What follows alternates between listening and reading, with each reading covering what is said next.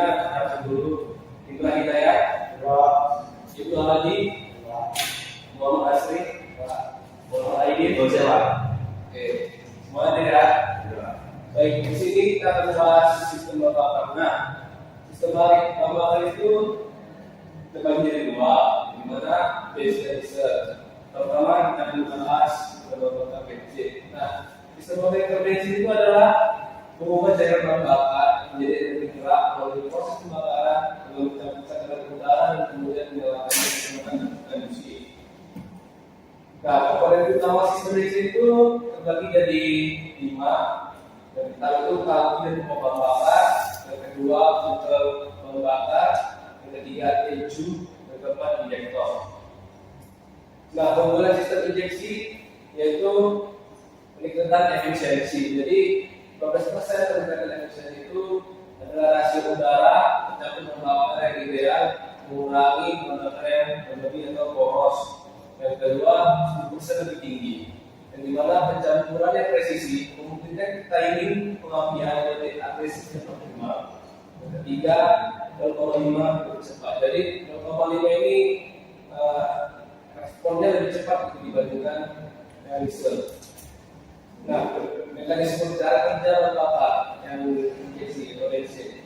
Nah, yang pertama itu diambil dari data sensor. Jadi sensor mengukur parameter mesin dari RPM, suhu dan beban. Yang kedua perhitungan ECU, dari mana ECU ini memproses data dan menentukan volume atau durasi pada saat injeksi.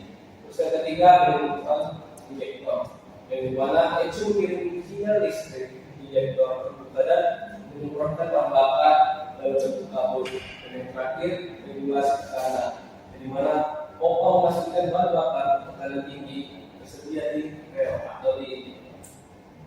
Nah, jenis-jenis sistem injeksi yang modern itu terbagi jadi 4. Yang pertama itu MPI, multi port injection, yang dimana terdapat supporter untuk intake cylinder. Yang kedua GDI, gas line direct injection, atau bahan bakar disemprotkan langsung ke ruang bakar dalam tekanan tinggi.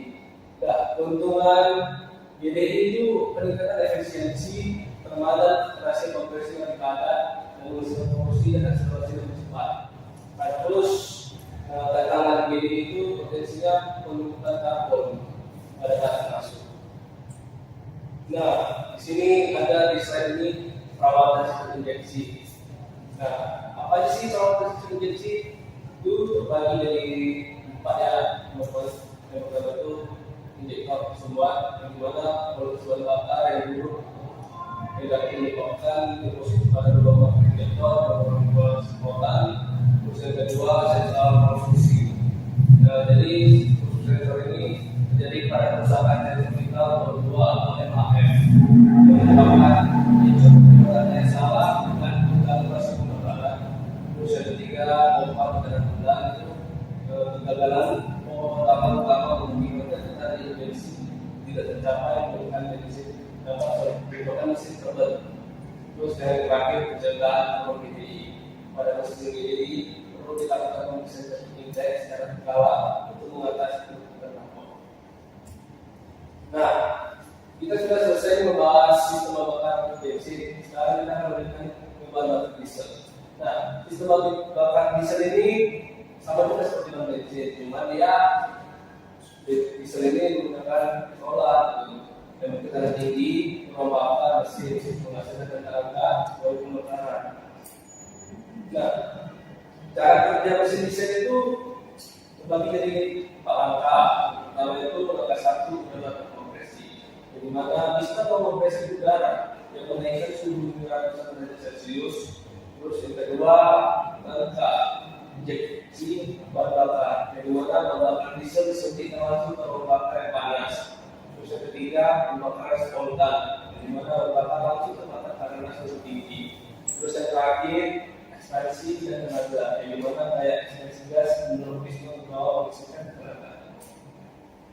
Komponen utama pada sistem bahan bakar diesel yaitu sama seperti bahan bensin juga, yang dimana karbu bakar, pompa, filter dan injektor. Nah, setiap bahan diesel ini mempunyai jaringannya kompleks. Terus keberhasilan kinerja mesin sangat bergantung pada urutan komponen yang tepat itu untuk mengirimkan bahan bakar yang bersih dan bertenaga tinggi. Terus terbagi menjadi dua, yaitu setiap komponen memainkan peran krusial dalam memastikan bahan bakar mencapai silinder pada waktu dan tekanan yang tepat. Terus yang kedua, pembersihan bahan bakar dan kunci, di mana pengeluaran pengusaha komponen presisi tinggi. Ini adalah komponen penjelasan dari sistem bahan diesel, di mana tangki bahan bakar, saluran bahan bakar, dan kebersihannya. Nah, ini adalah pompa bahan bakar diesel.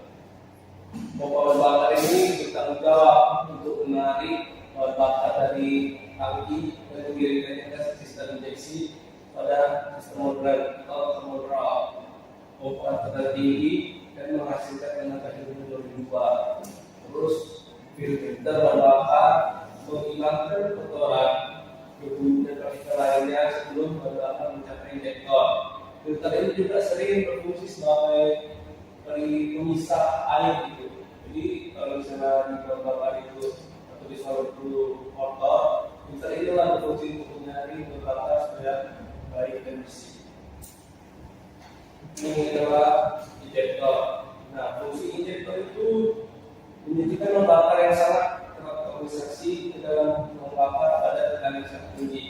Jadi perlu kita garis bawahi, terorganisasi ini adalah tembakan gitu. Jadi murah lagi tembakannya. Terus pola semprotan yang akurat dan waktu yang tepat sangat penting. Bahan bakar yang efisiensi, terus presisi tingkat tinggi, injektor modal seperti kompres, beroperasi dengan toleransi yang sangat kecil. Bahkan partikel mikroskopis dapat menyebabkan kerusakan atau penyumbatan dan menurunkan performa mesin secara drastis. Terus gejala kerusakannya juga seperti asap berlebihan, asap yang kurang, dan tidak ada proses pembakaran di poros gitu. Nah, cara kerja menggunakan diesel sistem itu terbagi menjadi 4 juga sama seperti pada mobil diesel, di mana ada tinggi konstan. Jadi bahan bakar disimpan di rek atau rek umumnya dengan tekanan ekstrim hingga 2200 bar yang dijaga secara elektronik. Terus yang kedua, kontrol elektronik presisi, di mana ricu mengontrol pembukaan kartu injektor melalui solenoid atau aktuator diesel brake. Terus yang ketiga, menyebabkan tahap di mana injektor dapat membuka beberapa suntikan per siklus. Ini menghasilkan pembakaran yang halus dan energi yang rendah dan mengurangi emisinya. Terus yang terakhir, organisasi sempurna, tekanan tinggi memastikan pembakar berorganisasi tercapai dengan baik, itu menjadi partikel yang sangat halus, meningkatkan ahli pembakaran kontrak untuk pembakaran yang menggunakan efisien. Siapa pemeliharaan atau maintenance-nya terjadi menjadi 4. Yang pertama, beri filter bahan bakar dengan tepat waktu. Terus yang kedua, kuras pemeriksa air secara berkala. Terus yang ketiga, gunakan aditif berkualitas yang mana aditif ini sesuai dengan spesifikasi mobil. Terus yang terakhir, inspeksi filter protein, di mana perlu dicek secara berkala. Nah, ini kan selesai kita membahas bahan bakar. Jika ada yang belum ditanyakan, silakan ada yang mau bertanya. Pak, dimulai saya. Ya, pada makasih silakan bertanya. Ini mengenai tentang pengalaman tadi. Ya, itu. Jadi, apa kebersihan bahan bakar saat ini? Bahan bakar ini. Kebersihan ya. Sini ya, biasanya. Nah, kebersihan bahan bakar diesel itu sangat penting karena sistem kerja diesel itu bekerja pada tekanan tinggi 2500 bar. Nih, terus karena tekanan yang tinggi dan diesel juga harus menggunakan komponennya lebih tepat gitu, yang presisi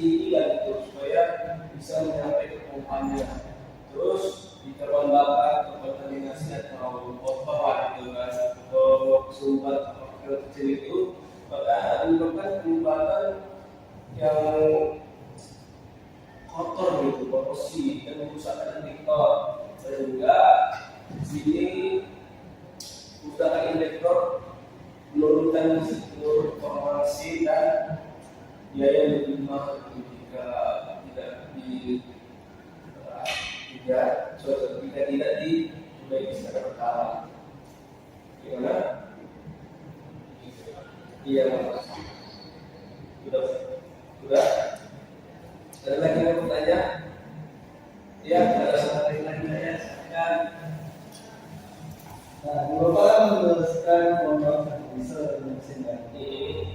Apa sih perbedaan antara sistem membuat dan sistem membuat bisa? Kalau menjelaskan. Itu pertanyaan sangat bagus dari saudara Bintang Hidayat.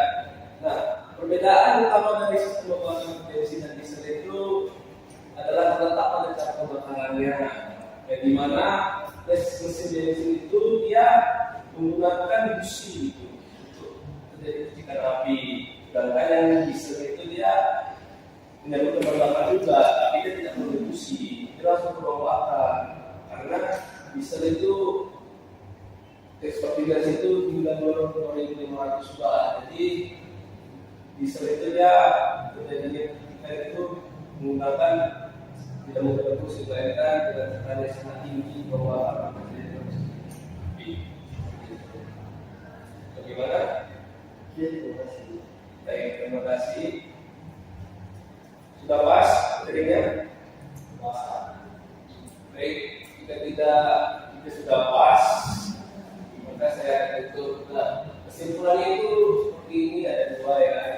Yang pertama, dari situ barang ringan dan untuk akselerasi halus dan kondisinya rendah dan bisa untuk pada efek bakar torsi tinggi dan ketahanan untuk berat. Nah, dari segi performa, mesin memberikan akselerasi dan torsi dan bisa memberikan torsi yang besar pada putaran rendah.